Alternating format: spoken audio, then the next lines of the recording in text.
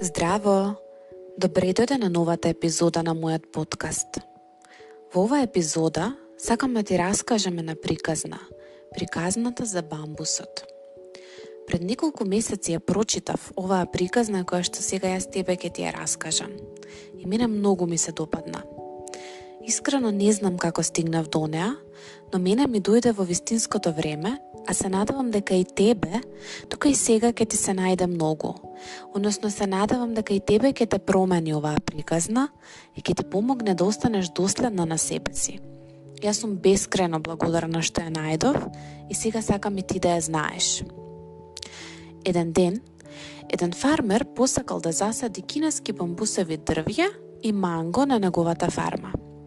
Одлучил на едната страна од фармата да засади бамбусово дрво, а на другата страна да засади манго дрвја. Ги подготвил дупките за да почне со садење и ги исполнил со ѓубриво и квалитетна земја. Потоа, тој ги засадил семињата и ги полеал со вода. Секој ден фармерот се грижал за семето кое го поседил. Редовно ги наводнувал и ги подхранувал кога тоа било потребно. Тој секој ден се грижал за семето кое го поседил.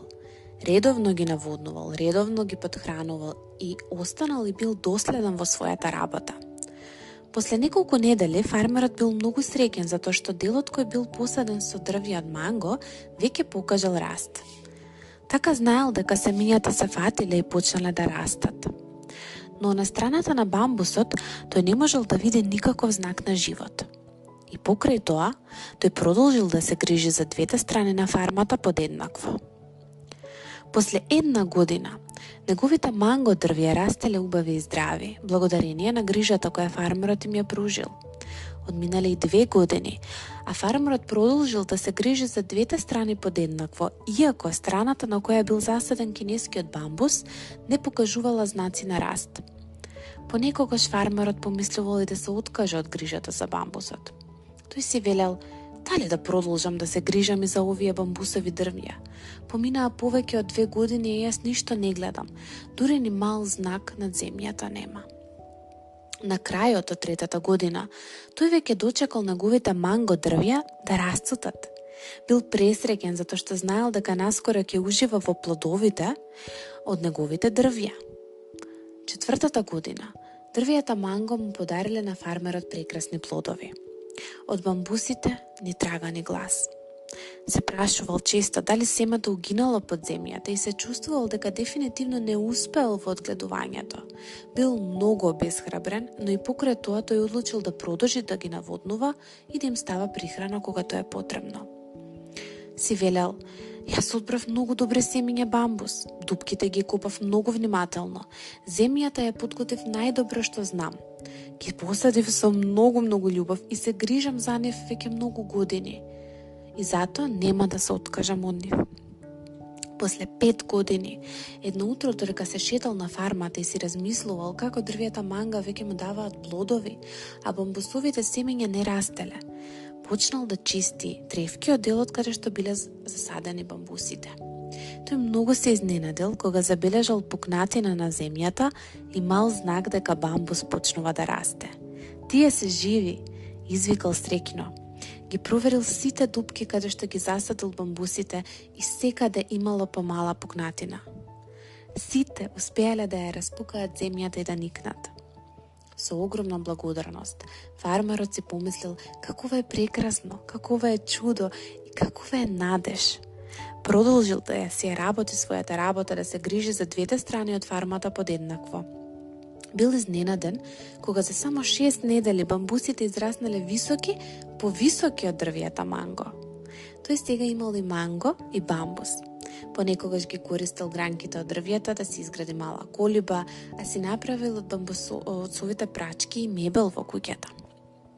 Еден ден се случила голема несреќа. Силен ветер, ураган, го зафатил местото каде што тој живеел. Многу се разочарал и дури изгубил надеж и верба во животот. Едно утро, после загребнувањето од несреќата, отишол тој да ја провери фармата. Сите дрвја од манго биле уништени, откорнати од ветрот од земјата и паднати. Неговите бамбусеви дрвја стоеле високо на земјата, недопрени од раганот. Тоа му е вратила вербата во живот и му дало надеж да го почне животот одново. Тој сватил дека во тие 5 години бамбусите растеле длабоко во земјата. Тој не можел да го види нивниот раст, затоа што корените биле закопани внатре длабоко. Бамбусовите дрвја преживеале во големата несреќа од раганот, бидејќи нивните корени биле силни и длабоко закопани. Вербата на фармерот да продолжи да ги негува, посветеноста да го прави тоа толку долго, иако гледал многу побрз раст на другата страна, е тоа што му дало многу подоцна.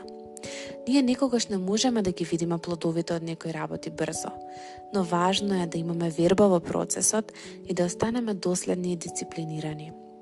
Важно е да имаме надеж и да не се откажуваме, иако во одреден момент ние не гледаме резултати. Во животот, сите нешто се случуваат под одреден редослед. На бамбусот, например, му се потребни многу години за да порасне. Човекот е моделиран од културата, од знаењето, од условите, од околностите во кои што живее. Секој од нас има различно темпо на раст и развој. Некој расте побрзо, емоционално, некој расте побрзо физички, некој е добар во спорт, некој во математика, некој е добар инженер, некој е добар психолог, некој е добар доктор, некој е добар судија. Ние не можеме сите да ги ставиме во иста рамка, туку важно е да сме свесни за различностите. Затоа, наше е да дознаеме кои сме, во што сме добри и која е таа наша цел. Да се почитуваме меѓусебно, различни и уникатни. Бамбусот не растел како што фармерот очекувал, па така и во животот, работите не се одвиваат согласно нашите очекувања. Во животот, некои периоди не подготвуваат и за несреќа, не само за берење плодови. И доколку сакаме да останеме добри и во време на несреќа, ние мораме да си го дадеме тоа време за нашите корени да пораснат силни. Тоа е оно кое што е нашето оружје во случај на несреќа. Животот е приказна на процесот да останеме она што треба да бидеме. Ние мораме да останеме отворени и за добро и за лошо во животот, затоа што животот е динамичен, тој не е статичен. На крај, да бидеме свесни дека зависи од нашите избори. Избор да бидеме или да правиме, да живееме или да умреме, да патуваме или да се откажеме. Сети се на личност која што е како фармерот и не се откажува. Сети се на некоја која што не личи на фармерот и која што тешко се справува со органот во нејзиниот живот. Затоа ти никогаш не се откажувај.